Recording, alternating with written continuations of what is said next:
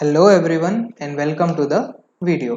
In the previous videos we had discussed in detail about the TDS provisions as well as the TCS provisions. Okay, we are done with that, and now let us start with advanced tax provisions and also interest calculation, which are small concepts. We will cover it very soon, okay, in this video. Firstly, what is advanced tax? Advanced tax means any tax paid in the financial year immediately preceding the assessment year. What is the financial year immediately preceding the assessment year? It is nothing but previous year. So if any tax of the previous year, if it is paid in the previous year itself, then such tax is called advance tax. Okay. Now who and all are liable to pay advance tax? Okay. Before that, let us see who is not liable to pay advance tax.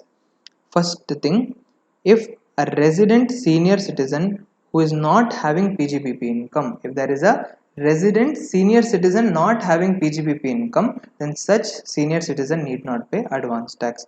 So for all the other assessees, they have to compulsorily pay the advance tax. Okay. However, if the advance tax itself is 10,000 or less, okay, sorry, if the advance tax itself is less than 10,000, then no need to pay advance tax. If the advance tax liability is less than 10,000, no need to pay advance tax. However, if it is 10,000 or more, then you have to compulsorily pay the advance tax. You get my point? So, resident senior citizen need not pay advance tax if they do not have PGBP income. For all the other assessees, they have to compulsorily pay the advance tax if their advance tax liability is 10,000 or more. Now, how to calculate advance tax liability? Very simple, Kanna. Like normal tax calculation only, you have to calculate advance tax also. Very simple. No separate formula, no nothing. You know how to normally calculate the tax, correct? On the slab rate, 0 to 2,50,000 no tax, up to 5 lakh rupees 5%, up to 10 lakh 20%, more than 10 lakh 30%. Then add health and education sets, surcharge, rebate, relief, etc. etc. And finally, if there is any TDS or TCS, that also you reduce. Finally, what amount you are getting, it is called advance tax. Normally, income tax is calculated on the exact income, advance tax is calculated on the estimated income. Since it is paid during the previous year itself, so during the previous year the assessee might not be knowing what is the exact income which is going to be earned by him, hence he is going to estimate the income and pay the tax on estimated income. Okay, so very simple, tax on the total estimated income minus rebate or relief plus education cess, and you have to reduce TDS or TCS. You also reduce the plus surcharge also you put, plus surcharge. Fine. Now, due date to pay the advance tax.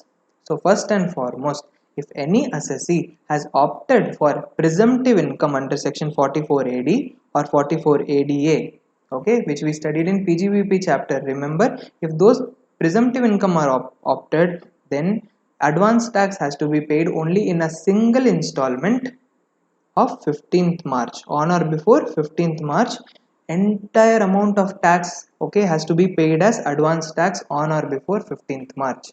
Okay, so generally tax is payable only in the assessment year. However, all the assessees should pay their entire tax as advance tax itself. Okay, so 44 AD and 44 ADA, the same point of advance tax I have linked there also in that particular section. If you go to 44 AD ADA and you see the provision, you will get to know. Here also you write link chapter 4C. Okay. Now, what about the other assessees? What about the other assessees? Assessees other than mentioned in 1 above. They have to pay the advance tax in 4 installments. 4 installments. On 15th June, they have to pay 15%, 15th September 45%, 15th December 75%, and on or before 15th March 100% advance tax. Kanna, on 15th June, how will I know what is going to be my income during the year? It is very difficult, but however, we have to estimate what is going to be the total income. On that estimated income, we have to calculate the tax. On that tax, 15% has to be paid as advance tax. Okay, for example, as on 15th June, I am estimating that my tax is going to be 1 lakh rupees. Okay, I I'm estimating that my tax is going to be 1 lakh rupees, estimated tax. On this estimated tax, I have to pay how much? 1 lakh into 15 percentage, which is 15,000. Okay, so on 15 June, I am estimating that my tax during the year is going to be 1 lakh rupees. First, you have to estimate the total income. On that, you have to calculate the tax. Now, I am not doing that much. Directly, I am telling you the tax amount. Okay, tax amount, let's say if it is 1 lakh.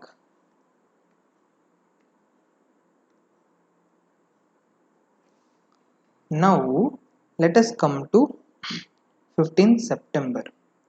In 15th September, no, I feel that my tax is only going to be 90,000 rupees. I feel that my income is reducing day by day. So during the year, during the entire year, my income is only going to be 90,000 rupees. So how much should I pay? I should pay 90,000 into 45 percentage, which is how much?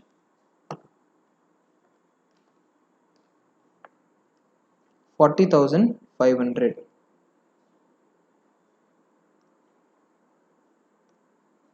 40,500. But Kanna, I have already paid 15,000, correct? Since I have already paid 15,000, I can reduce that amount and I have to pay only the balance. That is 25,500. So I paid in the first installment, how much did I pay? 15,000. In the second installments, how much did I pay? 25,500. Now let's come to third installment. Third installment is 15th December. On 15th December, now I have a strong feeling that my tax is going to be 1.5 lakhs because income has started increasing. I have a strong feeling that tax will be 1.5 lakhs during the year. So now how much should I pay? 1.5 lakhs into 75 percentage is equal to how much? 1,12,500. Okay. However, we have already paid how much? We have already paid 40,500. So now how much should we pay? We only have to pay 72,000. We only have to pay 72,000. You get my point. Now, when it comes to 15th March also, I estimate that my tax is going to be 1,50,000.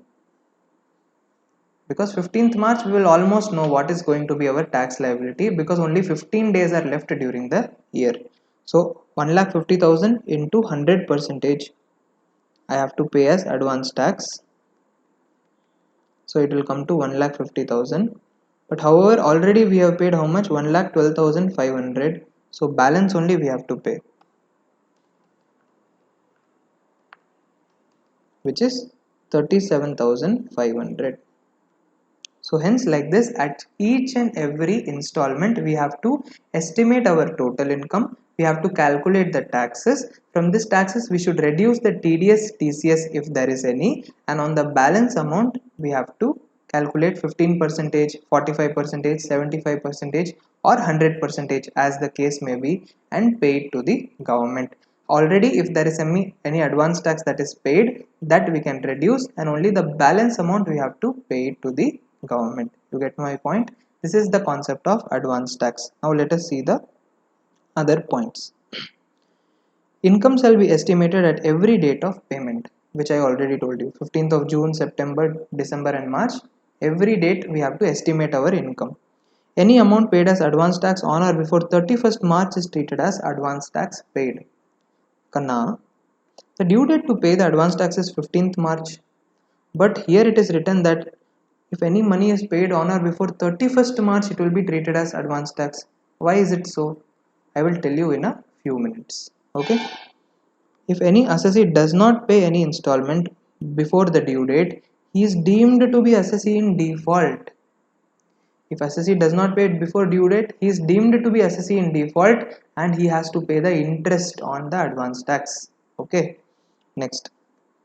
If any unexpected income arises after the due date of any installment, then advance tax payable on such income can be paid in the remaining installments or by 31st March of the previous year if no such installment is remaining. That is why 31st March is given. So unexpected income. What is unexpected income? Unexpected income means capital gains, winnings income, PGBP income which arises for the first time, and dividend. I have given greater than 10 lakhs, you please strike it off, just dividend. Okay.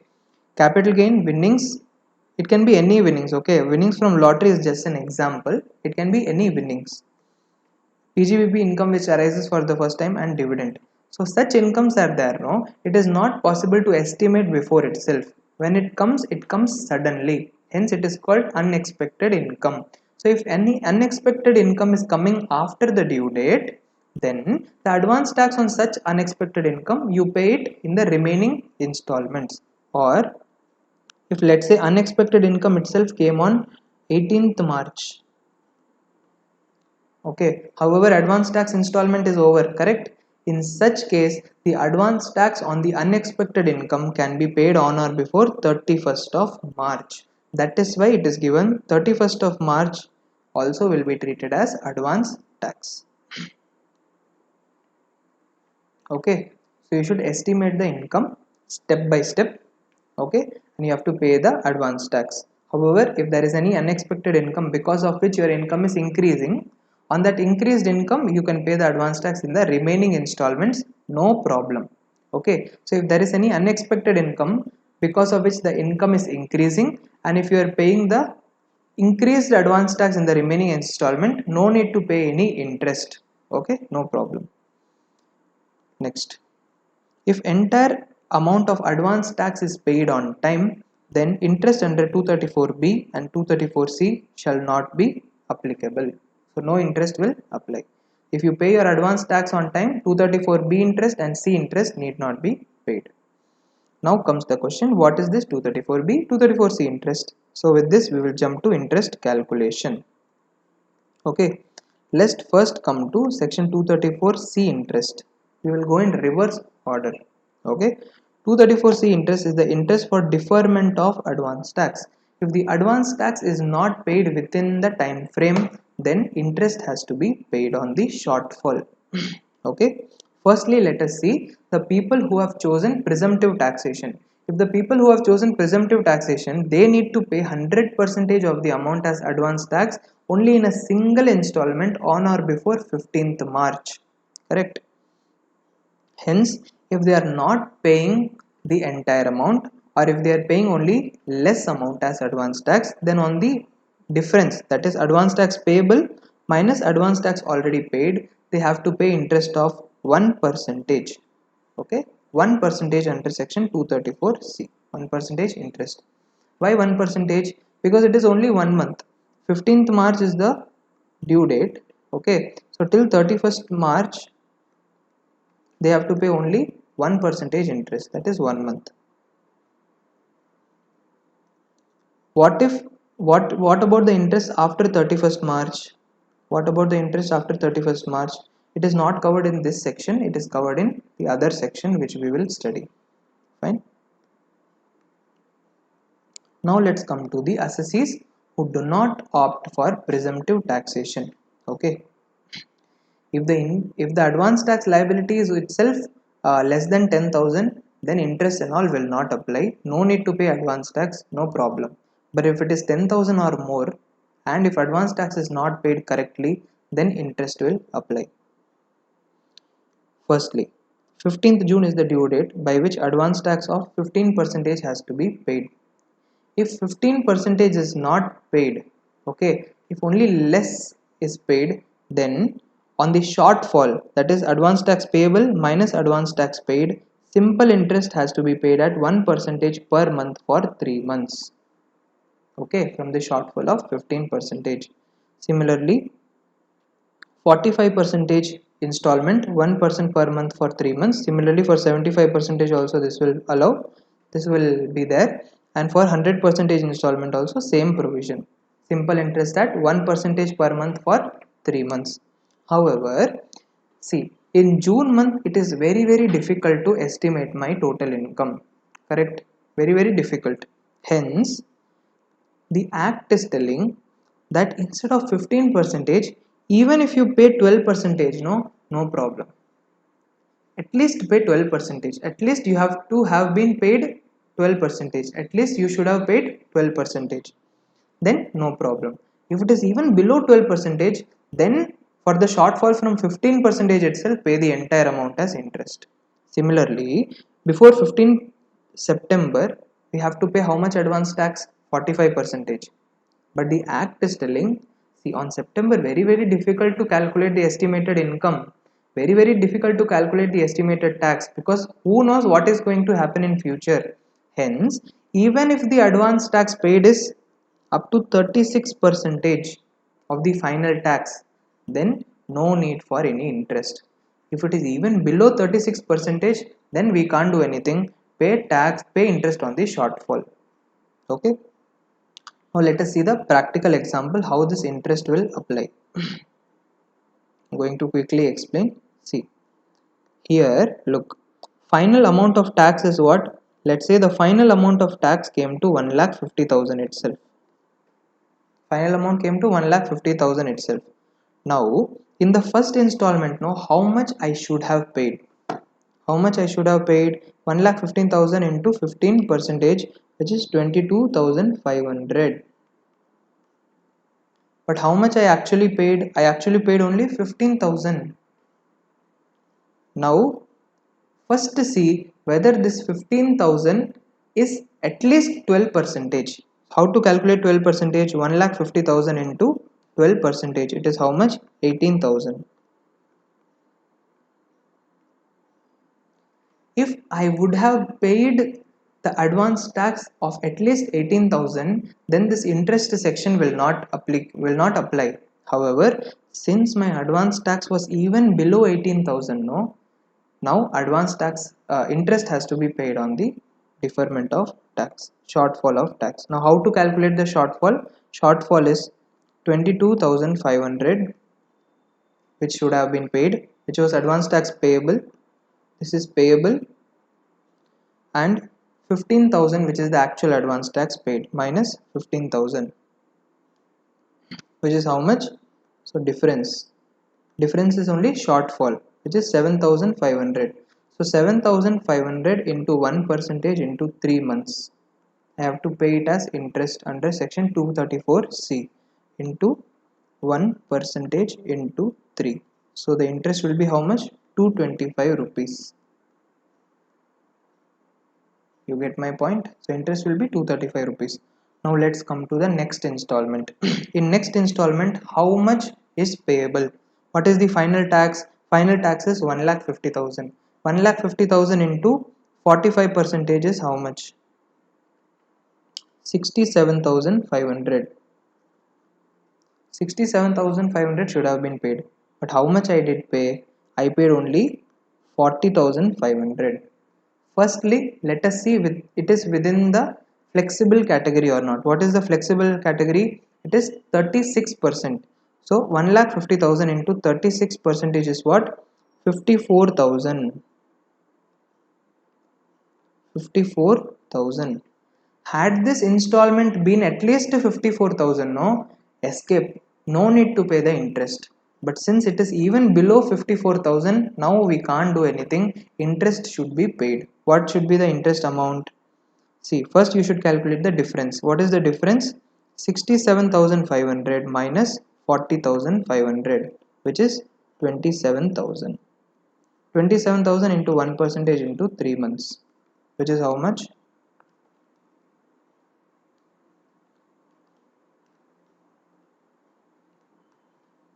810 rupees interest should be paid under 234C. Okay. Now let's come to third installment. In third installment, they have to pay 75 percentage. How much is 75 percentage? 72,000. Sorry, 1,12,500. How much have they actually paid? 1,12,500, which is perfect. So no interest applicable. Similarly, they had to pay the entire amount on or before 15th March. How much did they pay? Yes, they paid the entire amount, hence no interest applicable. You got my point? Now, one more point let me clarify. See, Here we saw that interest is payable at 225 rupees and 810 rupees. If this interest is coming due to unexpected income, if this interest is coming due to unexpected income, then interest will not apply. If it is not due to unexpected income, then interest will apply. You got my point? I hope with the help of this example you are clear with 234C interest. Now let us jump to 234B. 234B, interest on non-payment or short payment of advance tax. So this is also for non-payment or short payment of advance tax, but here let us just see when will it apply. If no advance tax is paid, or if advance tax paid is less than 90 percentage of the assessed tax, less than 90 percentage of the assessed tax, only then 234B interest will apply. You get my point? See, for here example, I took this example now. Had I paid total, how much is the tax? 1,50,000. 1,50,000. If I had paid 1,50,000 into 90 percentage is how much? 1,35,000. If I had paid 1,35,000 at least as advance tax, the tax is coming at 1,50,000. If I would have paid at least 90 percentage as advance tax during the year, then 234B interest will not apply.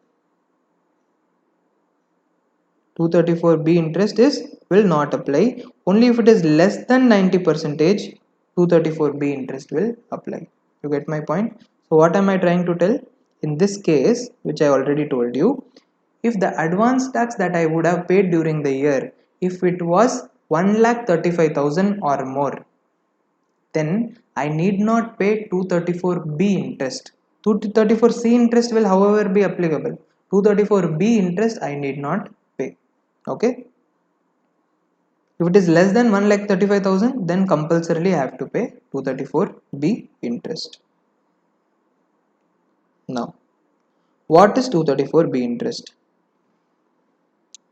ROI means not return of income, it is rate of interest. Okay.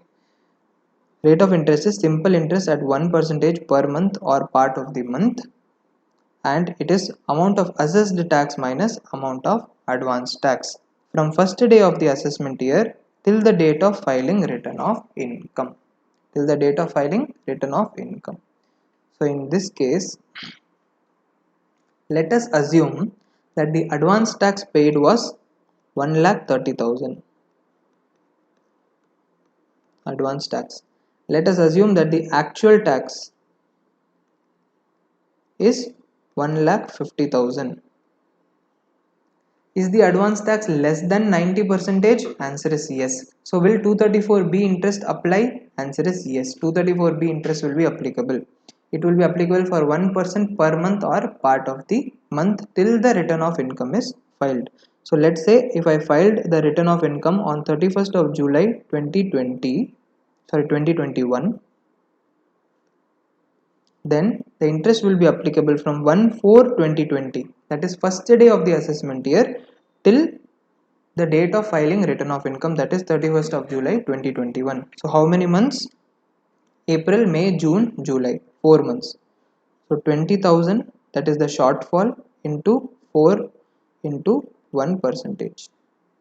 You get my point? It will be the interest under 234B. How much is the amount? 800 rupees. 800 rupees should be payable as interest.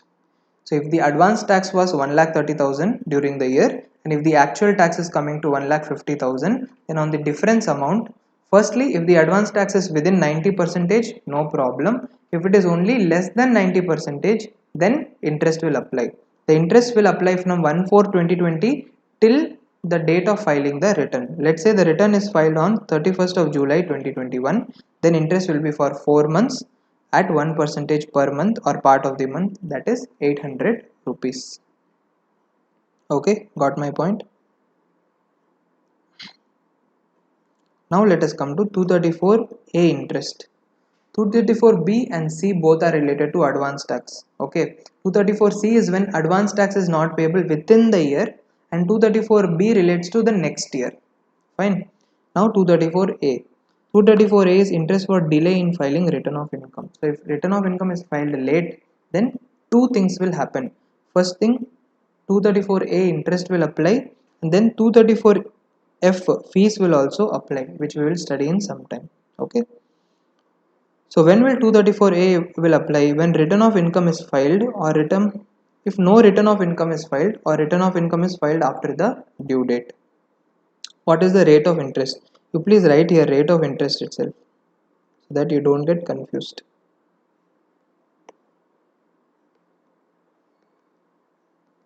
Okay. Rate of interest is what? Simple interest at 1% per month or part of the month on tax, actual tax minus TDS minus advance tax.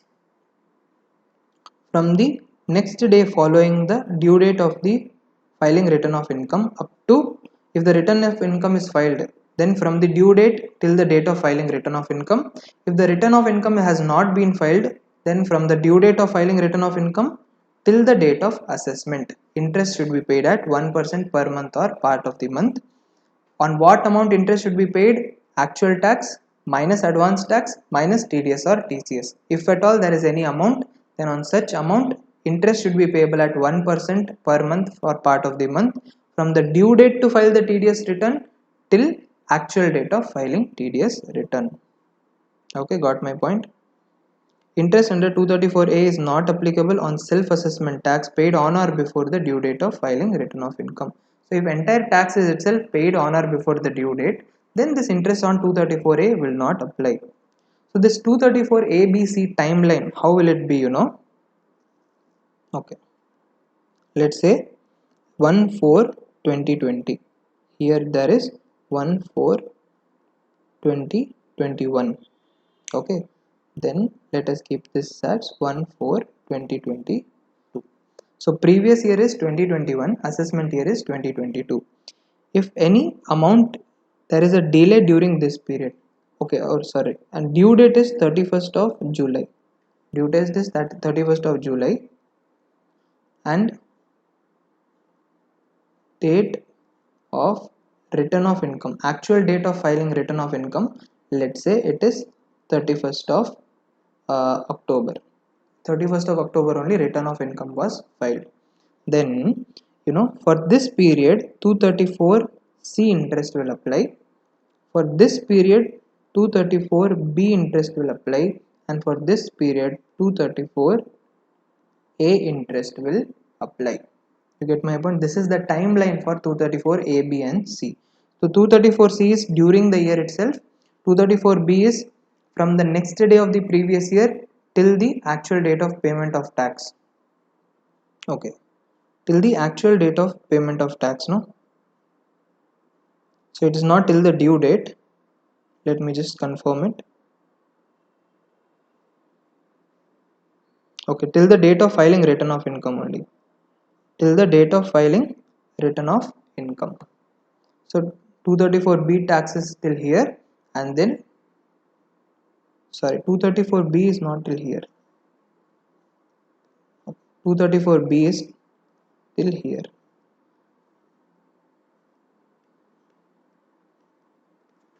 Okay, so this is the timeline. 234C is during the year, 234B is till you file the return of income, and 234A is from the due date till you file the return of income. Okay, 234C is for the shortfall in advance tax. 234B also is for the shortfall of advance tax. However, if the shortfall is if the advance tax paid is 90% or more, then no need to pay the 234B interest, and 234A interest will apply if the return is filed after the due date, and it will be applied on the tax paid minus the advance tax minus the TDS or TCS if any. So only on the balance amount this will apply. Only on the balance amount the 234A interest will apply. If you want, you can draw this timeline for your future reference. Now let's come to section 234F, last section in this particular chapter, fee for default in filing return of income. If return of income is not filed within the time limit under section 139(1), then fee payable shall be 5,000 rupees if return of income is filed on or before 31st December, and 10,000 rupees in any other case. If total income is up to 5 lakhs, the fee payable shall only be 1,000 rupees. So what they are telling, let's say the due date to file the return of income is 31st of July. Okay. If the return of income is filed after the due date, let's say if it is filed on 31st of August, then on the income tax you have to pay 234A interest. Okay. However, you also have to pay late fees. What is the late fees? 5,000 rupees under section 234F. So you have to pay 5,000. Now 31st of December also went by. Let's say if you are filing the return of income only on 31st of January. 31st of January only you are filing the return of income, then you have to pay late fees of 10,000 rupees. Then you have to pay the late fees of 10,000 rupees to file the return of income. So if you are filing the return of income late, then the assessee has to compulsorily pay the late fees under section 234F. The fees will be 5,000 rupees if the return is filed on or before 31st December. Okay, if it is filed after 31st December or if it is not filed at all, then the fees will be 10,000. You get my point? However, if the total income itself is up to 5 lakh rupees, that means they are small assessees. That means they are small assessees. In such case, if they are filing their return of income late, then they have to pay only 1,000. No need to pay 5,000 or 10,000. They need to pay only 1,000 rupees as late fees under 234F. So if return is filed late, okay, and if tax is not paid on time, then 234A interest will come, okay, and moreover, if return is filed late, then 5,000 rupees late fees under 234F if the return is filed up to 31st of December. If it is not filed up to 31st of December, then the late fees will be 10,000 rupees. And also, if the total income is only up to 5 lakh rupees, then the late fees is maximum only 1,000. It will not cross 1,000. You get my point? So these were the provision regarding advance tax, interest liability. Okay, I hope you are clear with all the provisions of TDS, TCS, advanced tax chapter. Likely a question is going to come in your exam. So be thorough with the provisions. All these provisions are also going to help you a lot in your practical life also when you are doing your articleship and also when you will be doing your practice. Okay, so keep learning, keep revising. With the help of these provision, you will easily be able to solve the questions in your study material. Fine, you will not find any problem. I am not solving the questions right now. If at all in later stages, if I find any time, I might upload a video where I am solving the question answer. But for the time being, I will not upload any video for question answer because I saw the questions, they are easily solvable if you are clear with the provisions. Fine. So keep learning, keep revising. See you in the next video. Till then, take care. Bye bye.